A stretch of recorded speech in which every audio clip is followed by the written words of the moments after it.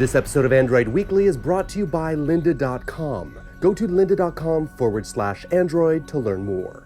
Welcome back to Android Weekly. My name is Jayce, and this is where we cover the week's Android news. And what an eventful week it was at Mobile World Congress in Barcelona, Spain. We were underwhelmed by the S5, tickled by the Z2, and hopeful about Project Ara. But you know what else? Now the wider public can download the Google Experience Launcher, and that makes ADD people like me just giddy with excitement. You know what's coming next. It will not work on your phone.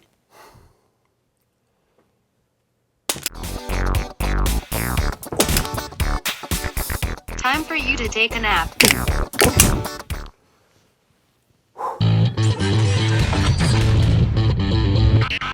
Alright, Android Army, let's start with Project Ara. We just learned last week that Google will hold its first Project Ara developer conference this coming April in Mountain View.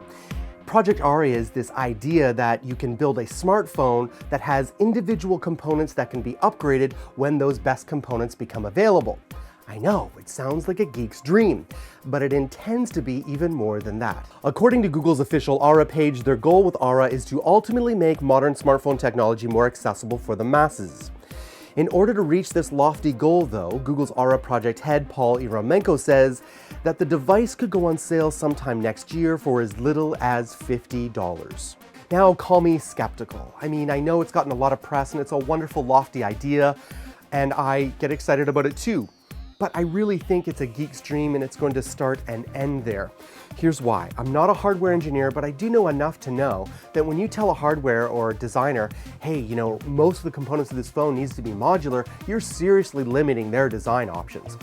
When we've seen the most meaningful innovation with smartphones, it wasn't due to an individual component, like a great battery life or a great system on a chip. The average person doesn't know or care about that stuff.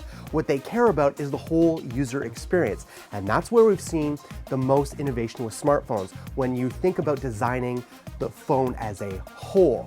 Now, for proof of this, you look back in the PC revolution, I was a hardcore geek. I built my own PCs for gaming right from the ground up, right from the motherboard to the CPU to the water cooling system, the whole bit. I did everything, okay? The vast majority of people in the world don't care. You'd be lucky if they upgraded their RAM, maybe their hard drive, but you start talking about their motherboard and they have no idea what you're talking about. I think this is a geek's dream. We shall see how it goes. Moving on to the pleasant surprise that is the Xperia Z2. Now, although the Z2 looks very similar to the Z1, there have been significant improvements. The Xperia Z2 comes in with a 5.2-inch display at 1080p. It has a 2.3 GHz quad-core Snapdragon 801 and an Adreno 330 GPU. It has 3 gigs of RAM, a fantastic 20-megapixel camera that captures 4K video with steady shot image stabilization. It has digital noise cancellation technology, a whopping 3200 mAh battery, it is waterproof and dustproof, and is running Android 4.4 KitKat. So many Xperia 1 owners will want to know about the viewing angles. If you were not looking at the Xperia Z1 directly, the images would be significantly diminished. But according to first impressions from Josh, the viewing angles on the Xperia Z2 are fantastic. Moving on to the Google Experience Launcher, which is now called the Google Now Launcher. You can go to the Google Play Store and download it now. Maybe. That's right, you heard correctly. The Google Now Launcher is available to anyone with a Nexus device or a Google Play Edition device. Google Now is now part of your home screen. After activating it in the launcher settings, you simply swipe left of the main home screen and it will be there waiting for you.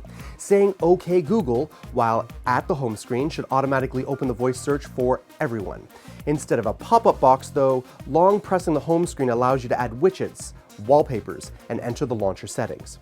And even a larger viewing area is offered thanks to the translucent status of navigation bars where supported. So for us, the only real downside to the Google Now Launcher is its lack of customization options.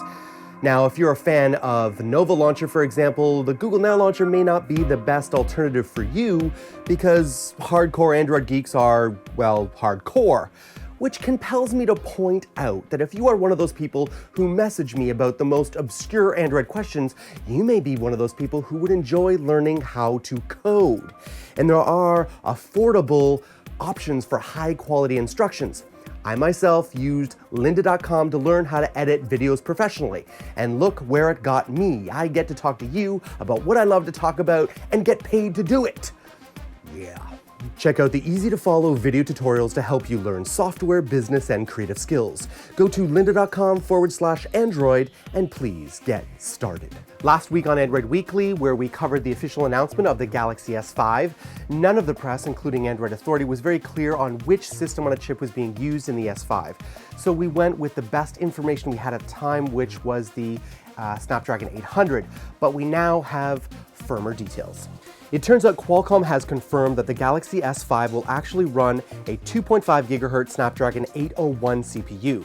The Snapdragon 801 is essentially a Snapdragon 800 with a faster clock speed and support for faster GPU frequency. Aside from the Qualcomm Snapdragon 801 model, Samsung told Engadget that they will also use a 2.1 GHz octa-core Exynos variant, just as we saw last year with the Galaxy S4. Following past trends, the Exynos model will likely be pushed into international markets, with North America and some parts of Europe getting the Snapdragon 801. All right, Android Army, I know, I hear you. Many of you were very disappointed with the specs surrounding the Samsung Galaxy S5. You were expecting more, I was too. But manufacturers tend to do these things, right? They want to incrementally improve their phones because that's how they maximize profit.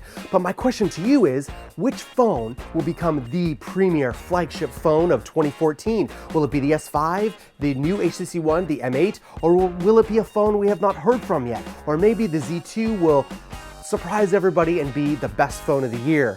What do you think? Tell me on Google Plus or Twitter in the comments below. I'd love to hear your opinion. You don't want to forget about my brothers in Android over here, Josh, Joe, and the Tech Ninja Kevin, and Christopher. I shall see you next week on Android Weekly.